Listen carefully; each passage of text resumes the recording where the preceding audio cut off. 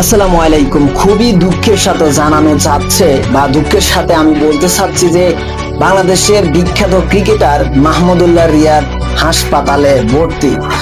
কারণ কি, মাহমুদুল্লাহ রিয়াদ হাসপাতালে কেন ভর্তি? তার পক্ষ হয়ে তার স্ত্রী সোশ্যাল মিডিয়াতে দোয়া চেয়েছেন।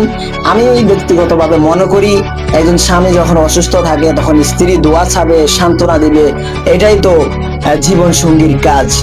এখন মাহমুদুল্লাহ রিয়াদ কেন অসুস্থ হয়েছেন, কি হয়েছে তার, তিনি কেন হাসপাতালে ভর্তি, চলুন বিস্তারিত আলোচনা করা যাক। অসুস্থ হয়ে হাসপাতালে ভর্তি হয়েছেন জাতীয় দলের সাবেক ক্রিকেটার মাহমুদুল্লাহ রিয়াদ। তার অসুস্থতার খবর জানিয়েছেন সামাজিক যোগাযোগের মাধ্যমে।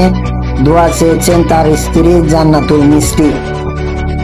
আসন্ন বিপিএল এর আগে চোট কাটিয়ে মাঠে ফেরার পথে ছিলেন এই অভিজ্ঞ ক্রিকেটার, কিন্তু এর মধ্যে ডেঙ্গু আক্রান্ত হয়ে হাসপাতালে ভর্তি হয়েছেন তিনি। বৃহস্পতিবার বেলা 11টা 14 মিনিটে রিয়াদের স্ত্রী ফেসবুক পোস্ট করে জানান রিয়াদের অসুস্থতার খবর। মিষ্টি লিখেছেন, আল্লাহ কাউকে ভালোবাসলে তখন তাকে বিপদ আপদ দিয়ে পরীক্ষা করেন।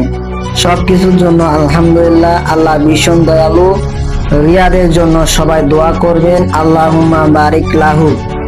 আন্তর্জাতিক ক্রিকেট থেকে অবসর নেওয়া মাহমুদুল্লাহ রিয়াদ ঘরোয়া লিগগুলোতে নিয়মিত খেলছেন, কিন্তু কিছুদিন আগে ইনজুরি পড়া আছেন মাঠের বাইরে, আর এবার অসুস্থ হয়ে হাসপাতালে ভর্তি আছেন তিনি।